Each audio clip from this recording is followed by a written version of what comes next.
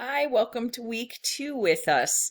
I'm excited for this project. This becomes a little bit bigger paper that goes across week 1 and week 2 in terms of your assignments. So I'm going to give you a little bit of an overview of the PowerPoint and the resources in week 2 and explain what you are to do next. Hopefully with week 1 you felt comfortable and enjoyed reflecting on both the highs and lows of childhood. Please only share to your level of comfort each semester, of course. I know that many of us, just like the students that we serve today, have some traumas throughout our lives as well.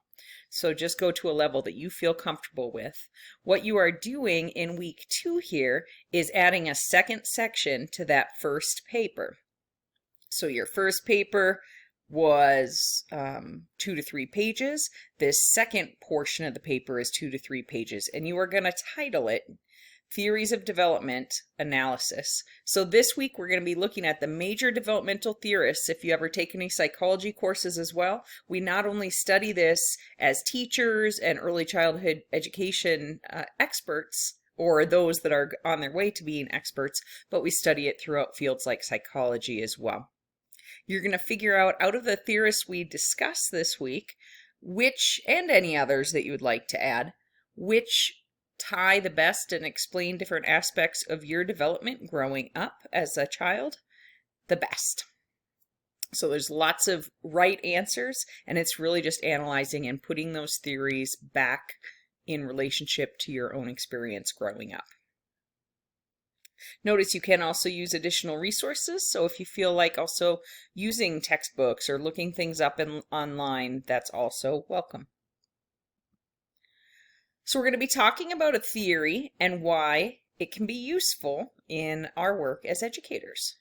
Each of these theories have their pros and cons, okay? There's not one universally accepted theory. There's going to be some that really resonate with you a lot more than others, but they're all useful when we're trying, in my opinion, when we're looking at trying to explain the experience of development. A theory is a belief system about how and why children grow, learn, and behave as they do. They're practical, so they help us in our strategies as teachers as well as we work to care best for children. These are also theories that have been researched quite extensively, both during their creation and after, by both the theorists themselves and others that have studied them after. We're going to look at how they have a practical application for us. Let's start with the first one. We know nowadays that there are influences both genetic, which have a big impact, right? So our biology, and then also environmental. The maturational theory says that not exclusively, but our development is primarily determined by our genetics. So when we look at, our parents, our grandparents, that history, and also the traits that we are born with. It says that there's less importance to the environment, but that problems can occur certainly if our environment isn't optimal for us. So we know this even when we're genetically predisposed to develop in certain ways. Having a really enriching environment or a really compromised or struggling environment will make a difference. Getting to know a child and their background and their history related to their families as well can help with this also. Behaviorists. A lot of us as teachers like a lot of this theory. It's that we're really developed based on the experiences of our environment. If I was only a behaviorist, I wouldn't be looking at genetics. Nowadays, we know that there's an interplay of both. But this is powerful. It's the idea that we're essentially born blank slates, and that based on the experiences, both positive and negative, and how we're treated and the experiences we have, that's going to create who we end up being. They're going to really look at learning in terms of what can be seen. We know a lot of times today that, there's a lot of learning occurring even if we don't see it, right? And it occurs in small steps. So a lot of this has to do with both reinforcements, so things to increase a behavior that we want. Sometimes we might reinforce or increase behaviors we don't want, and punishments, which decrease the behaviors, right?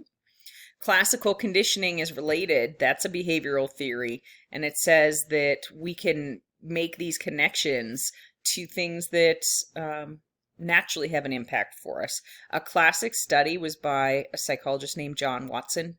And what he did, a lot of times babies aren't afraid of much. And so he showed this little baby rats and a variety of other things eventually that the baby had no fear of, right? He was just curious. But babies are naturally afraid of loud, startling sounds. And so each time the baby saw this rat, there would be loud banging associated. And pretty soon that baby became afraid of the rat because it was associated or paired with that loud noise that he was afraid of. These are research studies that were done many, many years ago. If you're interested in researching further, you can see some old clips on YouTube. And certainly unethical, right? Not anything that would happen nowadays. These studies were taking place largely in the 30s at the time. So learning of our behaviors and how we develop our behaviors is through rewards. It's shaped. So we want to reward good behavior with tangible rewards. Sometimes we overuse that. That could be, the stickers or the prize box. But much more important is that connection. That could be the praise, the verbal praise, the hugs, the extra time connecting. And then a great thing to do often, especially with our little ones, is to simply ignore the undesirable behavior. There are times when we can't do that. We know we want to focus much more on the behaviors we want to increase, however. And sometimes that ignoring will get the message through as well. Social learning theory. It was originally called social learning theory, and the theorist is Albert Bandura. He was around until not that many years ago. I had the pleasure of getting to hear him speak a couple times in person, which was super exciting. He said that we don't need to be rewarded and punished. We can learn just by observing others, especially others that we might look up to. So we see that a lot, right? Older siblings are told, right? Watch what you do. Your younger sibling will copy everything you do. We know that we don't need that direct reward. We might see someone else being rewarded or punished, or we might see their behaviors being reinforced in some way. So they'll imitate that, right? And they don't need a direct reward. Social learning theory took a step further later, and if you want to look in the mid-80s and beyond, again, we recognized that it was both social and biological, and we developed social cognitive learning theory, which was also connected to Bandura, and the cognition was our self-beliefs, our thoughts, and looking at biology a bit as well. So things from the behaviorist perspective, like rewarding, praising, and modeling, are important concepts from behaviorism. Using positive feedback. Behave the way we want kids to behave. This is huge. Watch ourselves as teachers. Sometimes, we're not modeling, we're not showing the way they should be acting through our own behavior. Psychoanalytic, the most famous person associated with this is Sigmund Freud. I'm going to say a little bit more about him because I think his influence is still really huge. There's a couple areas that we know are a bit off now. He wrote a bit more about kind of development of our sexual development as well, and looked very much at biology and probably missed the mark in some areas, but really did some great work in others. So we have these internal impulses and desires, and then also outside perspectives. So he said that we're resolving conflicts. It's our id, ego, and superego. Picture on our shoulder that id is that little devil, that kind of it's all about me, what do I want? The superego is the little angel or that little voice telling us what we should do, what's moral. And then our ego is kind of that balanced piece, and that's how we're developing and acting typically in everyday life. And there's that balance, right? So the id could be directing behaviors a bit too much, or superego, and ego balances that out. I wanted to say a few more things about Freud. He did look at 5 stages of psychosexual development, and it didn't just mean sex like we think of as adults. It means our pleasure areas. So things like eating, things like being able to use the restroom when we need to, things like making connections in general, and then certainly sexuality as we move further into that as well. If you heard about weird things like the Oedipal or the Electra complex, where maybe there's this desire for the parent, or we might be jealous of the same-sex parent, things like that, or the Oedipal complex where the girl may desire to be a boy themselves, we have to think about that through what we know today, which is sometimes, not in an adult weird way, but in general, children's first loves often are. They think, I want to, I'm a little boy, I want to marry mommy when I grow up, things like that. And when Freud was doing this research, this was well over 100 years ago, and for a girl potentially sometimes to want to be a boy may have been very true on some level, right? In terms of how much boys were afforded and allowed to do versus girls, but not in a literal sense, like he said. But when we think about defense mechanisms, that's another part that Freud looked at. So things like regression, like when a toilet-trained toddler might start having accidents again after a new baby comes home, or they might start talking baby talk, things like that. Those are all part of Freud's work as well. Erikson looked more at our social development. So there's 8 stages. He looked across the environment, across the lifespan, so all the way out until our oldest age of adulthood. But when we focus on the first 4 stages, that goes through early school years. So our desire, as far as interconnected emotional contacts, is to move into, we need to feel trust in our infancy, right? That's our basic need. If we don't, we're going to learn to mistrust the environment, and we're going to get stuck there and struggle. By the time we're a toddler, this is when they want to do everything, right? They want to open the door themselves. They want to be more independent. They want to, right? I do it. And if they're not given that opportunity, or if they're kind of scolded or not allowed those experiences, they're going to move into shame and doubt. And by preschool, relatedly, they might take initiative, start things on their own, start to get dressed on their own, start to, get ready on their own. And then by early elementary, as they're moving into school, it's industry versus inferiority. Industry is that sense that I can do it, I'm capable, I can accomplish this. And so we want to help develop that. They can start developing an inferiority complex if there's a great deal of competition or struggle in school. So how can we support them in that development? You're going to be able to look at these slides more on your own, but I don't want to go into too much detail. You've got a big reading for these theories. You also have these slides that you can refer back to. So we want to promote some competence, some taking risks, some reaching out, and creating that safe environment. The last person I wanted to discuss, actually there's 2 last people I'd like to discuss. One is Jean Piaget. That's who we're discussing next. He is often considered the father of developmental psychology. He was one of the first. I have to tell you, Maria Montessori is not in this slide, but we're going to talk about her a lot this semester as well. Maria Montessori had much in common with Piaget, and they influenced each other. Piaget and Maria Montessori said that we need to actively experience it in order to learn. Okay? And that's called constructivism. We can't just sit and hear it or watch it. We need to experience it. We do that through assimilating or bringing in new information and tying it to things we already know. But we also need to accommodate. So for instance, if when I'm very little, I think all animals are doggy, I'm going to keep hearing exceptions to that. I'm going to hear these animals are kitty, these animals are duck, right? And so I'm going to accommodate and make new knowledge for that more new information. He went up through adolescence in terms of development. Freud did the same thing with the psychosexual development, only went till adolescence. So the first stage is sensory motor, and that says we're experiencing everything through our eyes and ears and touch and mouth, right? Babies, we know we have to be careful because it's sensory motor, it's through their senses. They might choke on things or put everything in their mouth.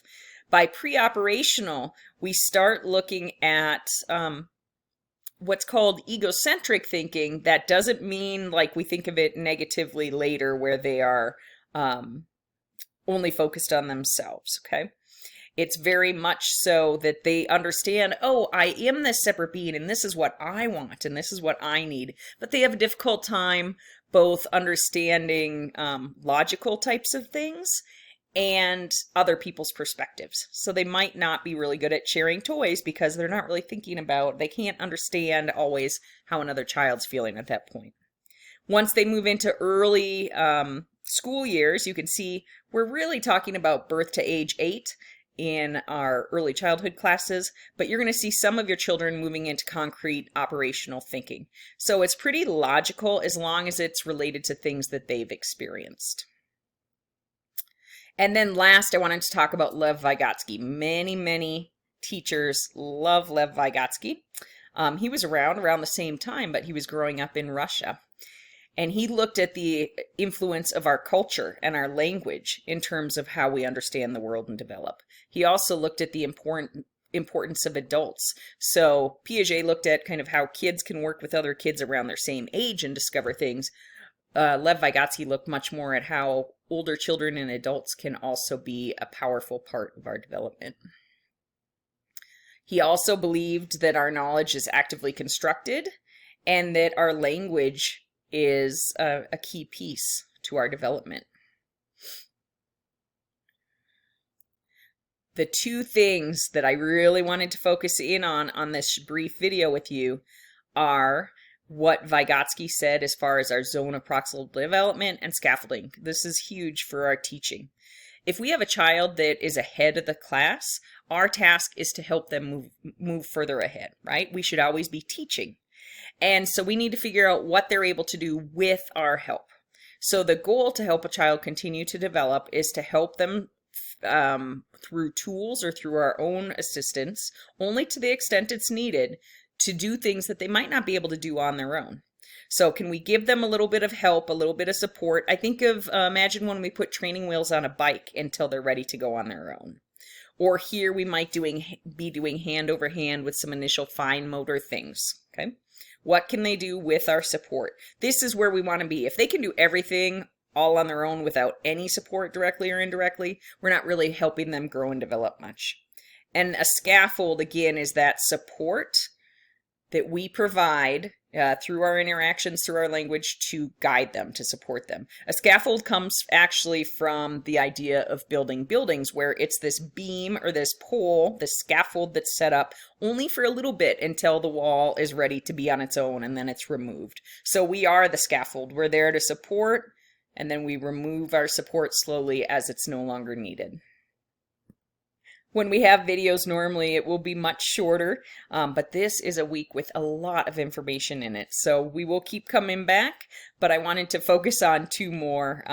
I lied before. There's two more that I'd like to discuss. One is information processing theory. That's the idea that we're a little bit like a computer. And so we're taking in and remembering there's only so much information we can hold at a time, but it's how we process it and retain it. So it comes in, right, just like input on a computer.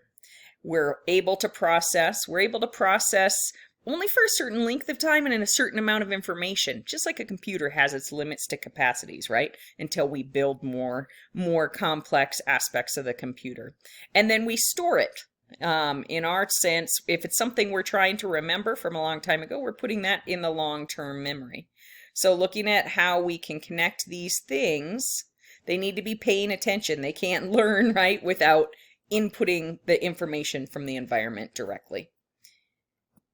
And then the last piece I wanted to cover, I love this individual as well. I love all the theorists we study, but his name's Yuri Bronfenbrenner. Just like Bandura, he started by just focusing on the environment. In his case, he talked about the ecological systems theory. But if you research his things by the late 80s and beyond, it's actually called the bioecological systems theory. It's that because he recognized that genetics and biology also play a critical influence. So there's layers of systems that are going to interact to influence each other. Sometimes online it's showed as circles within each other. So at the very beginning, we have the child, And the microsystem, that's right in the center. That's their family that they live with. That's the school they go to every day.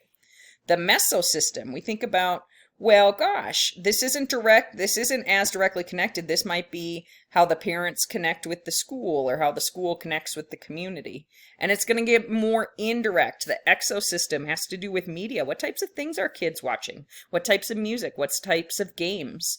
What's happening maybe legally with their family?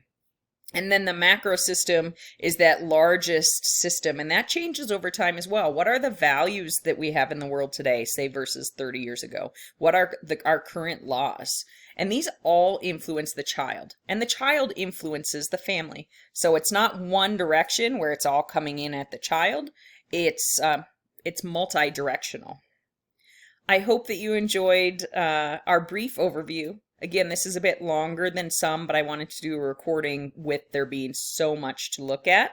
Hopefully this is a good overview. And when we think about this impact and how we could use this with children, we want to know. We want to know about their family. We want to know about any legal issues. I mean, obviously information that children or that families are willing to share with us. It's important that we make those connections because we need to see, do they have a doctor? Are there important aspects of church or religious instruction that they're connected to? Being able to communicate well and to provide these supports and look at where there might be a lack of support as well. We're going to help our best efforts in helping these children as much as possible. I look forward to another week with you, and we'll talk soon.